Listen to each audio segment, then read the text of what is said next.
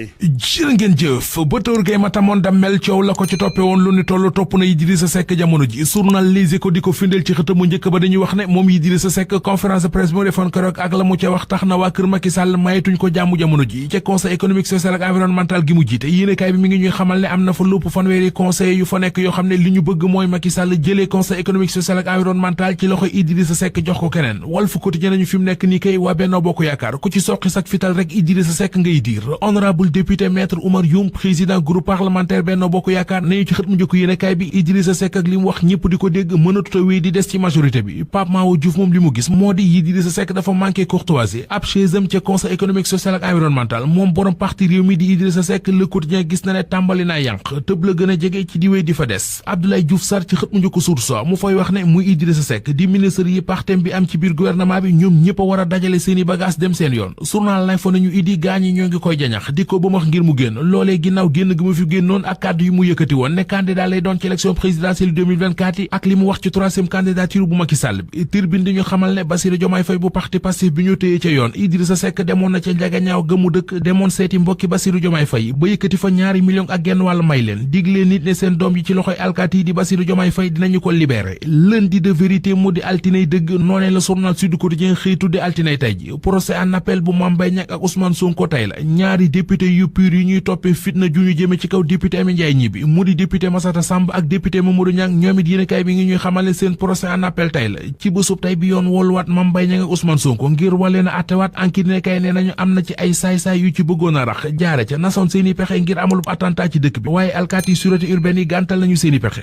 l'observateur nañu juróomi nit la ñuy waa sûreté urbaine jàpp ay cocktail molotov la ñu defaroon denc ko ci génn kër ngir bëggoon a turbale dëkk bi ci bésub tey bi ñi waa sûreté urbaine jàpp Vox Populi nee nañu kenn ki ab marabu la am na ci benn tailleur am na ci benn commerçant am na ci it benn menuisier aluminium ñoom ñëpp ñoo nga ñu garde à vue waa sûreté urbaine ñoo leen daaneel ca Malika enquête dina kay nañu ñoo ngi wax ne li ñu bëggoon ca cocktail molotov yi moo di attaqué ci train express régional bi ak ay magasin yu Auchan Abdoulaye Sow di responsable bu APR ci Kër Massar di ñaawlu ci xët mu njëkk journal Tribune opposant yi recruter ay jeunes di leen wàcciloo ci mbedd mi ngir ñuy xeex ak di salfaañe dëkk beek di yàq alalu nit ñi Abdoulaye Sow ne bépp jeune bu nangu ab politicien di la jëfandikoo ngir intérêt boppam di la tojloo ak di la yàqloo ko tàlloo réew mi xamal ne loo yàq ci réew mi rek sa bopp nga ko yàqal Ousmane Sonko mi war a dem tey jii ci yoon moom ak Mame Mbaye Niang ci procès en appel Abdoulaye Sow nee na li xel mënuta nango moo di nit ku taxaw ne dafa bëgg a jiite réew mi bu nuppi joxul justice bi ci réew mi benn cër bu ko justice bi wooloo mu lànk kandaare ne du dem nekkewu fi dara lu dul di yàq dara nit ñi baax yi ci réew mi ginnaaw Abdoulaye Wade ak M23 Vox Populi nee nañu F24 juddu na ngir Macky Sall ab plateforme la bu dajale lu mat téeméeri parti politique ak i organisation yu fare ci société civile bi li leen tax a jóg moo di taxaw xeex ba Macky Sall ba ñu jëme ka waxi troisième candidature l'observateur nañu kuréel googe F24 la tudd tribune jànge ca ne opposition bi ci réew mi bokk nañu booloo taxaw ngir jàmmarloo ak Macky Sall bés bi le jour bi ne F24 wutu na M23 ñi ko sos fas nañu yéene amal manifestation bu mag fukki fan ak ñaar ci weeru mai troisième candidature bu Macky Sall bi la ñuy bañ mu jëm kaw nee nañu li leen tax di xeex bokk na ci bëgg ñu jële ci code électoral bi article 29 article 30 ak article 51 bëgg nañu ñu jële fi parrainage bi